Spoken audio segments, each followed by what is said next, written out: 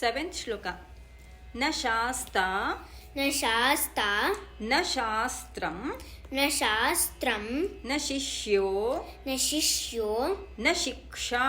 न शिक्षा न च त्वं न च त्वं न चाहं न चाहं न चायं न चायं प्रपञ्चः प्रपञ्चः स्वरूपावबोधो स्वरूपावबोधो विकल्पासहिष्णुः विकल्पासहिष्णुः तदेको वशिष्ठः शिवः केवलोऽहम् तदेको वशिष्ठः शिवः केवलोऽहम् वित् ट्यून्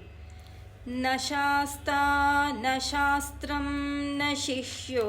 न शिक्षा न शास्ता न शास्त्रं न शिष्यो न शिक्षा न च त्वं न चाहं न चायं प्रपञ्चः न च त्वं न चाहं न चायं प्रपञ्चः स्वरूपावबोधो विकल्पासहिष्णुः स्वरूपावबोधो विकल्पासहिष्णुः तदेको वशिष्ठः शिवः केवलोऽहम् तदेको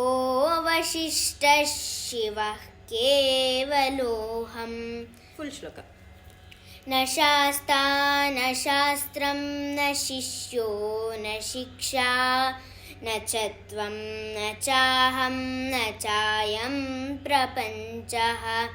स्वरूपावबोधो विकल्पासहिष्णुः तदेको वशिष्ठः शिवः केवलोऽहम् तदेको